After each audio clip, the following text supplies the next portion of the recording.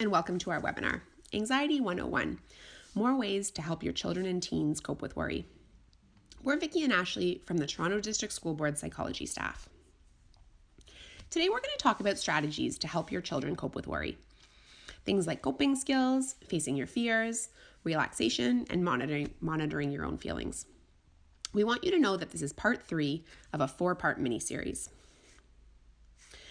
So we're going to start by talking about coping and self-care skills. And these are things that can often be helpful in 2 ways. So first, these strategies can sometimes be helpful when a child or teen is in an anxious moment. They can be ways to manage their emotions and make them feel slightly better. They're also things that, when used on a regular basis, can help manage general levels of worry and promote good mental health. So first, let's think about doing something fun and distracting. This can be particularly helpful when your child's worry isn't necessarily a fixable problem. So in part 2 of the webinar series, we talked about ways to solve anxiety-provoking problems. But sometimes a worrisome situation can't really be changed. So maybe your child has to get a needle, or they have a big presentation the next day that they're prepared for but feeling worried about. So doing something fun and distracting can take their mind off the situation and give them some space. Maybe your child can go for a walk, watch some TV, or play video games. And in addition to giving them a break and giving them something else to think about for a little while, sometimes stepping away from the situation can give you a clearer head or a new perspective. It also might be helpful to do something soothing or relaxing. This could be cuddling on a couch or listening to music. And one thing I always find interesting is that when I ask teens what type of music they listen to when they're feeling worried or upset, you get a huge range. Sometimes it's sad, relaxing, upbeat, angsty, classical. And it seems like there's sort of 2 explanations that come up pretty frequently. One is that some teens like to listen to sad or angsty music because they find it validating and they get the sense that other people understand what they're going through, that somebody else gets it. Another reason that comes up pretty often is teens who prefer to listen to music that has an emotion that's different than what they're going through because they find it can make them feel happier or calmer. It can also be helpful to do something that uses energy. Physical activities, exercise, maybe it's riding a bike, going for a walk, going for a run. Sometimes kids and teens find that when they're anxious, their bodies feel tense and they feel pretty wound up. It's almost like they have lots of anxious energy inside. And if they do something physical, they can feel their bodies calm down and that some of that anxious energy kind of gets used up. Also, regular exercise, balanced eating, and trying to have a regular sleep schedule, even though that can be tricky sometimes, can help manage mood, anxiety, and mental health in general. It can also be helpful to teach these strategies by modeling, which is kind of showing kids and teenagers what you do as adults to manage your emotions. So for example, if you've had a stressful phone call of some kind, saying out loud, "Oh, that was a little bit rough. I think I'm going to have a cup of tea on the couch for 10 minutes and give myself a little break." So when you say out loud what it is that you're doing, kids learn how you manage your feelings. So now we'll spend a bit of time talking about facing your fears, facing feared situations. Anxiety often leads to avoidance of the situation that we're afraid of. And it can be different things. Maybe it's a particular social situation, a class at school that your child or teen finds difficult. And in the moment, anxiety might actually feel sort of good and relieving. So for example, if there's a teenager who's super stressed about a test, that moment when they decide to skip the class, it can feel really relieving. The problem is that relief only lasts in the short term. So in the long term, they have to face the situation, and avoiding it might actually have made the problem worse. So for example, now the teenager has to make up the test, but they also have to do all the other schoolwork that's accumulated since then. So their kind of pile is even bigger now. The other thing is that when we avoid situations, we miss the opportunity to teach ourselves that you can handle the situation.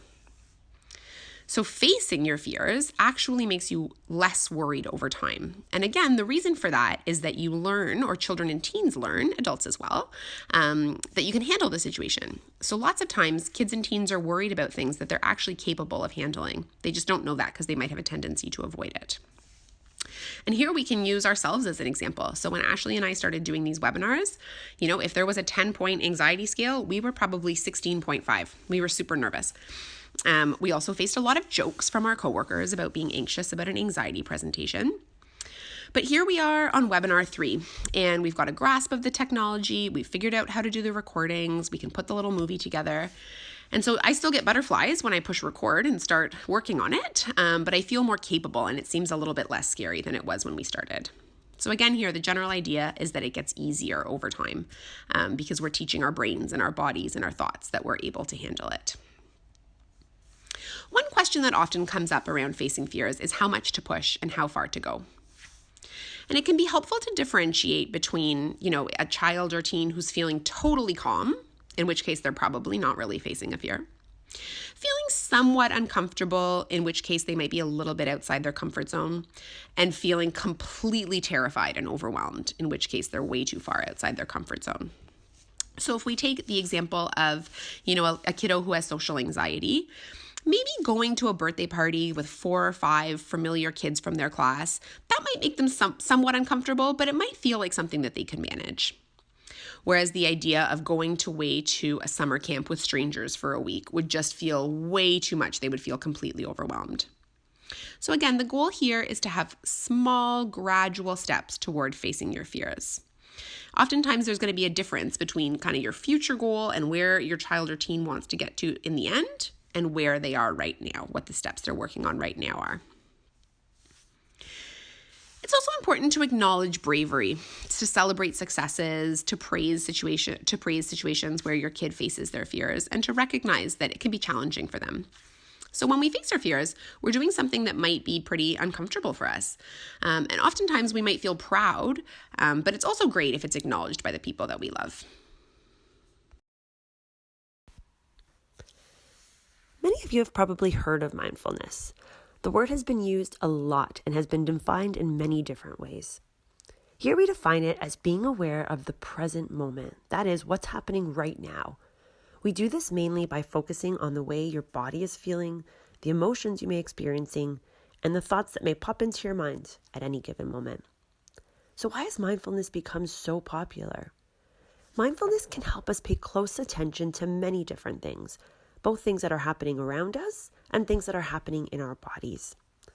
In doing so, it can help us to slow down and to be more aware of how we respond to something, rather than just responding automatically. It can also help us with our emotions. For example, it can help us calm down when we are angry or sad, or if we are experiencing other difficult emotions. But it's not only about calming down.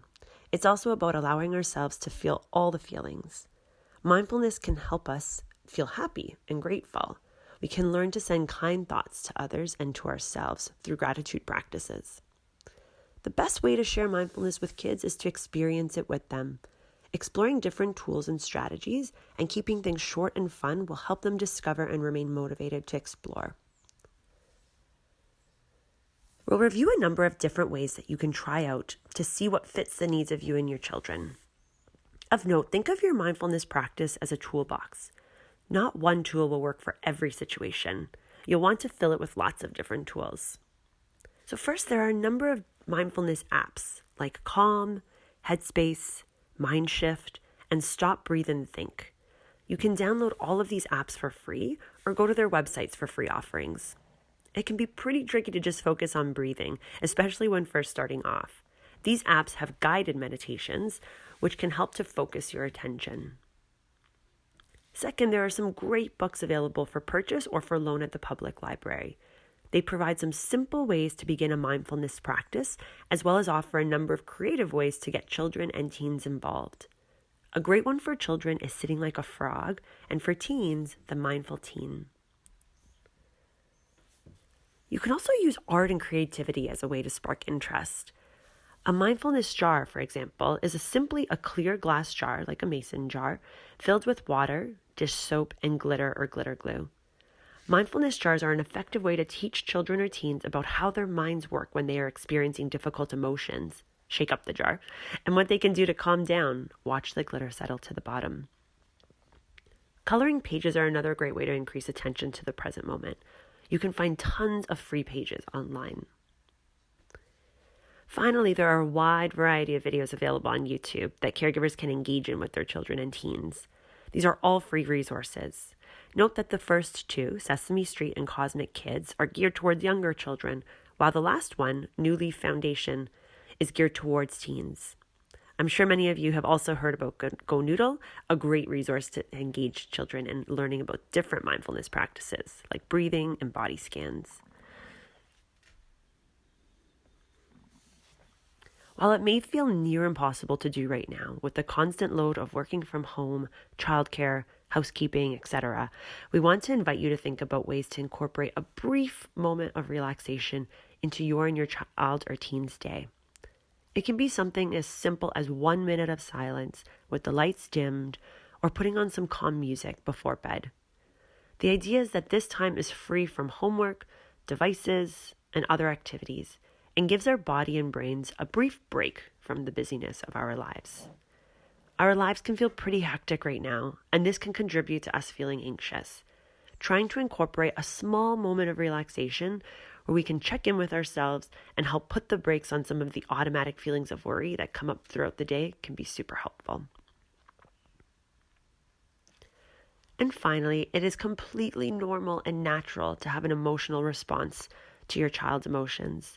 And many times our emotions can lead us to specific behaviors. For example, seeing a child upset or in distress or worried can trigger our own worried feelings and emotions and can move us to try and fix the problem as quickly as possible.